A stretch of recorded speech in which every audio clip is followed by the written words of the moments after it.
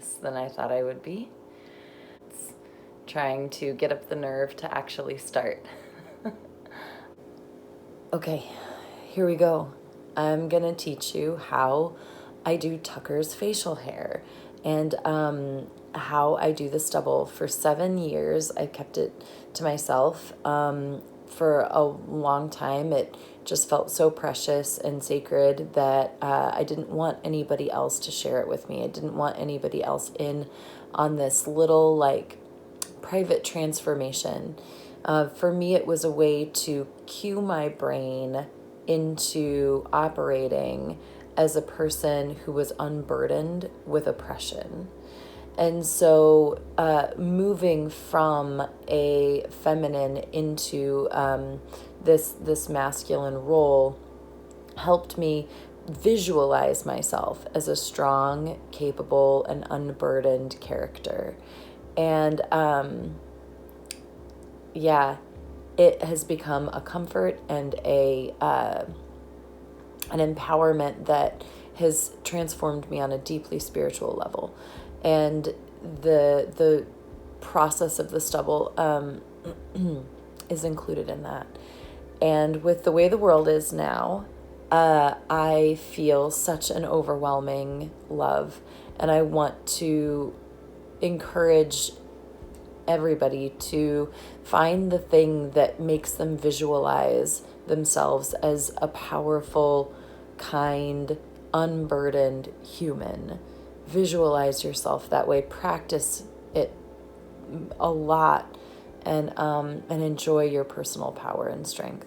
So this came to me. So when I first started my journey with drag, it was a choreography assignment for myself. I wanted to see if I could figure out what movements and facial expressions gave off sort of a classically or stereotypically feminine vibe, and then see if I could override those with stereotypically, masculine movements and facial expressions. So I started filming myself in my house for a long time and studying those things, and while I was doing that, I started playing with makeup in the bathroom, as so many new drag performers do. And through a bunch of play and experimentation, this technique just came out. And I want to say that I bet you there are lots of other people who do this. I bet you that this is, I bet you there's been people for long periods of time, especially in theater, that have done this. So, but as it came to me, it was made up. I didn't learn it from anywhere. It just sort of came. Are you ready? I think I'm ready. I'm ready. I'm ready. I'm ready. Okay. Here are my tools that I use to make Tucker's stubble. First is here. Here. Here. Here.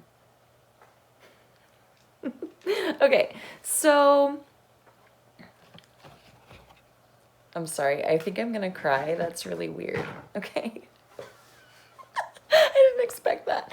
Okay, so the way I do this is very simple. I flick it on with a toothbrush. But there's a lot to it. There's a whole lot to it. I flick eyeshadow on with a toothbrush. I flick it on. I spray it like that. Okay. So, I want to talk about, there's so many things that go into it.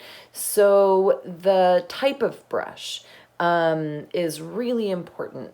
There are soft brushes, medium brushes, hard brushes, extra soft brushes with like rubber doodads on the side, brushes with like pointy parts, broad brushes, thin brushes. And I want to tell you what works the best for me. I've got a fresh one here. What works the best for me is a medium brush, as far as like not soft, not a soft brush, is a medium brush with a very narrow head and not extra like thingies sticking out. I also really like a children's brush too. It's a little soft, but it's good. Okay. So then I forgot the other tool. The other tools, which is water,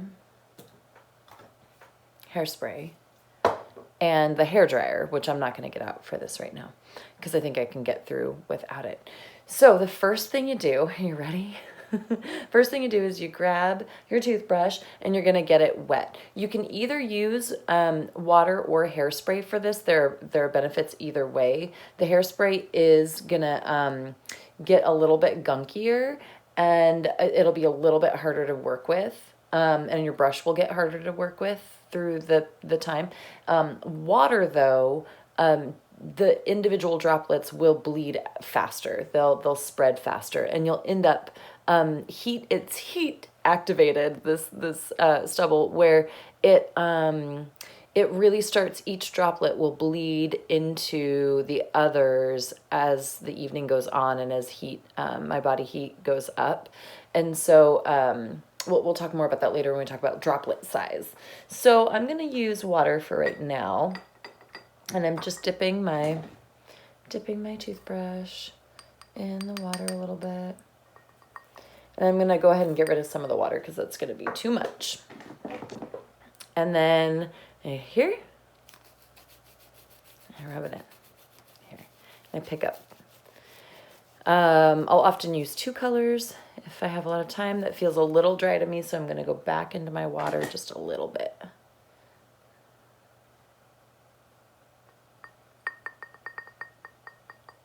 Okay. So I always start at the outsides and then move inward because the first flicks from your brush are going to be the biggest. It's going to be the most amount of water and the biggest droplets. And so I'm going to work on one side so I start here.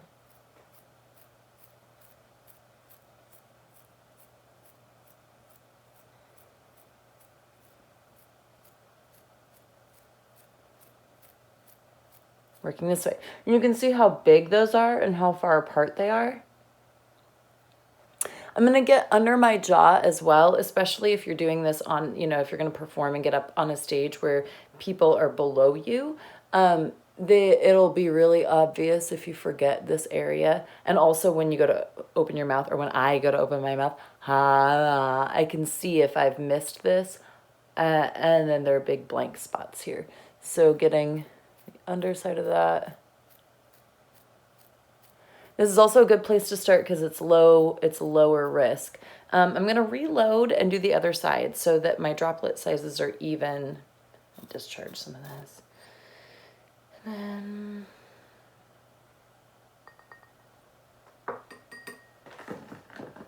little trick, if I'm doing this in the bathroom, tapping the underside of the faucet usually is just enough water, like not turning the faucet on, but just tapping the underside of the faucet is a good amount of water.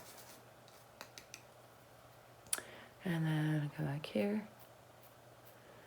The droplet, each individual drop size is really determined by the brush, by the amount of water, by the amount of eyeshadow, and by how much you're flicking, how powerful of a flick you are inflicting.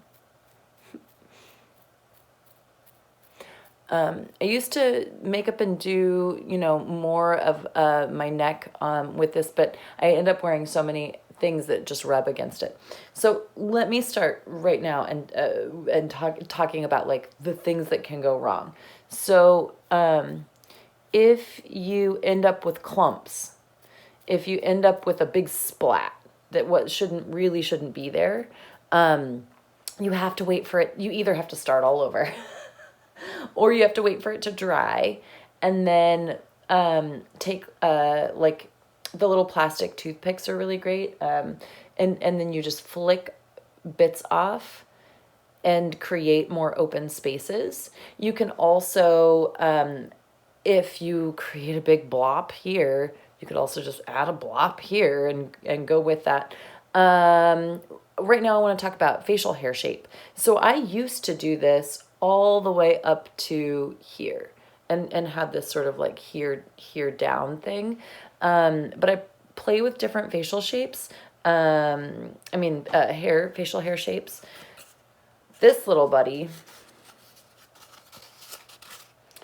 So, open it up.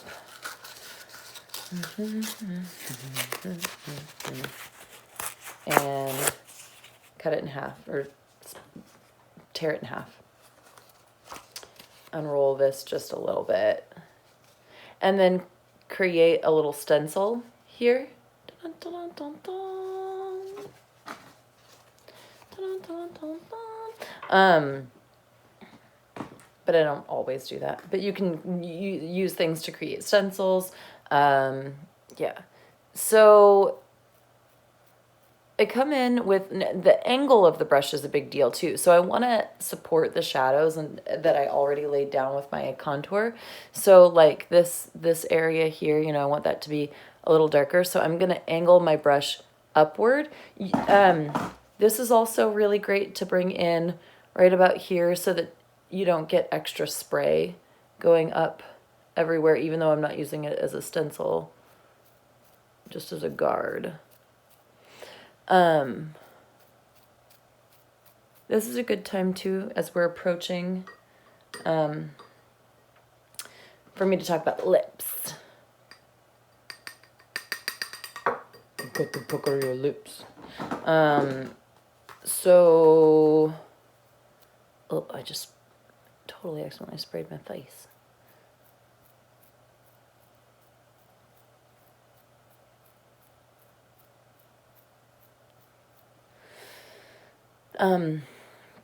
So lips, what I do is I highlight the outside of my lips.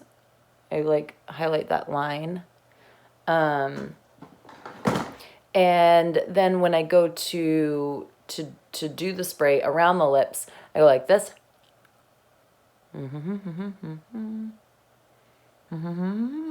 And then proceed so that it protects all of this. So I don't end up, because here's one of the things with this. You can't wipe anything away.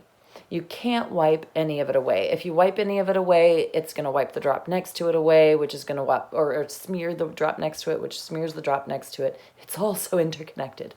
The other reason for this is that sometimes the water droplets are big and they will drip. And so the 4 things you do to avoid that, is to tip your head up, spray it with hairspray, and either fan it with your head up if it's dripping, or put the hairdryer on cool. Make sure it's on cool, because if it's on warm, it'll make every droplet blend. Yeah. Okay. And then let's go here.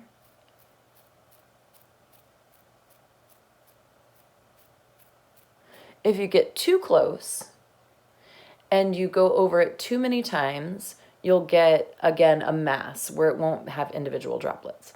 And then I'm going to support this shadow here.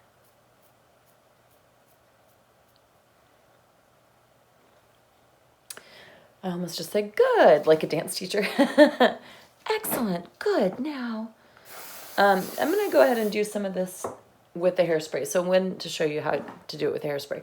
So when I do it with hairspray, I take like an old makeup tray and I spray mascara into the old tray and I dip it. Maybe get a little bit of that off. And then come back here.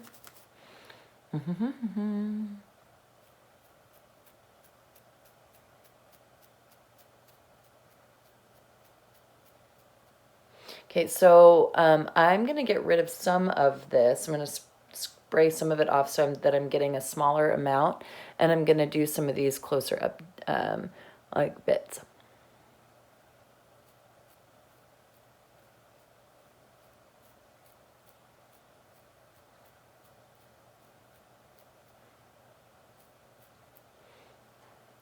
And now, because I don't want to go over this too many times, because I'll start to lose the individual dots, I'm going to back it up so that I'm not as close.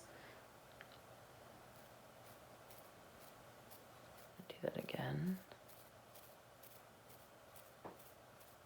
It really is this ritual. So I've talked about this so many times, and stop me if you've heard this one. But for me, drag is a way to step into a power that I was never afforded as a woman, as a cis, woman. I had been victimized regularly by men throughout my life, and so there was a time when I was curious about drag. I was curious about it, and I started playing with it.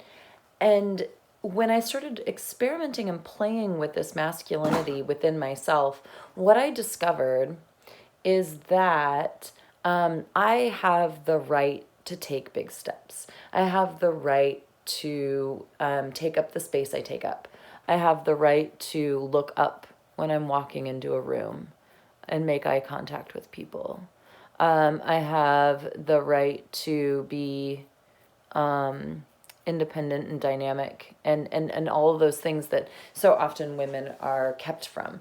And so this transformation of becoming, taking on this persona, this masculine persona, allowed me to tap into myself in a different way that I hadn't had access to before.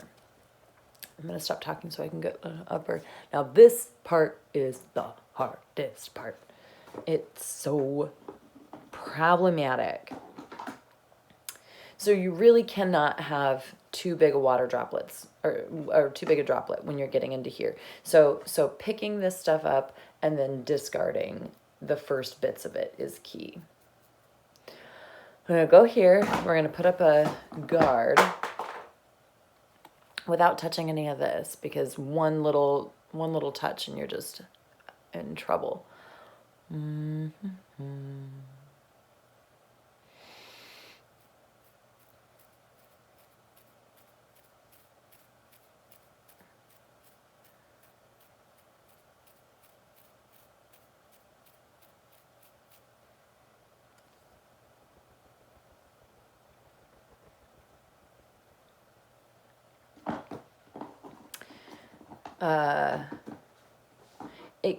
Drag gave me the power to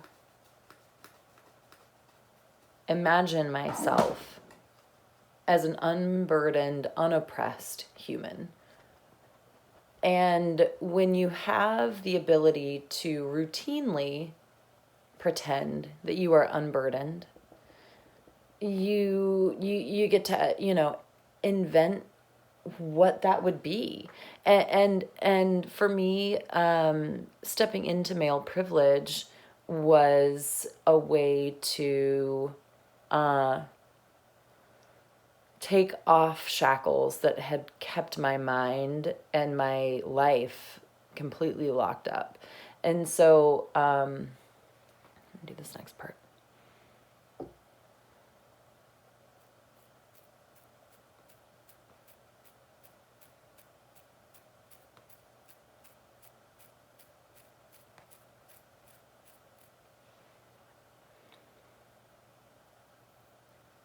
So this is an area that's really hard to get without spraying everything else.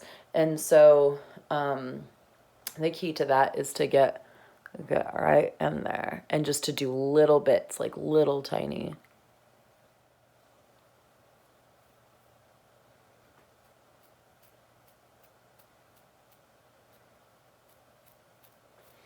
So there's, see how this is like a little bit, it's like not quite smooth. It's got some, and that adds to the shadows, you know, the shadows that I had done with the contour. But I am going to go in and just do one more sort of blending, make it a hair smoother. And I'm going to do that with a different color. So I'm going to sort of discard a lot of the makeup I have here. I'm just flicking it into the tray. I'm going to get my brush all wet again. I'm going to discard a little bit of that liquid, and then I'm going to come in with this brown color. It picks up light a little bit, and I'm just going to do kind of broad, wide spray. Area needs tended to. We don't want to do too much because, again, then we lose the space in between the dots. That's not what we're looking for. Not what I'm looking for. Then you got to watch your face for the rest of the night. You now drink out of a straw. You can't hug people unless you go like this. You got to hug people like this. What else? Yeah, if it's humid out, you're gonna be in trouble. Yeah, and then, you know, you get some on your nose or whatever, but that's easier to wipe away and then put foundation over if it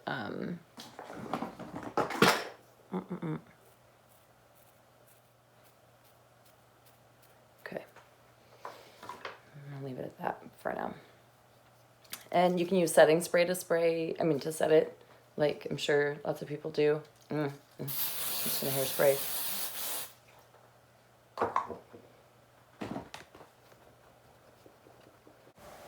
That is the ritual that allows me to walk in the power of another person.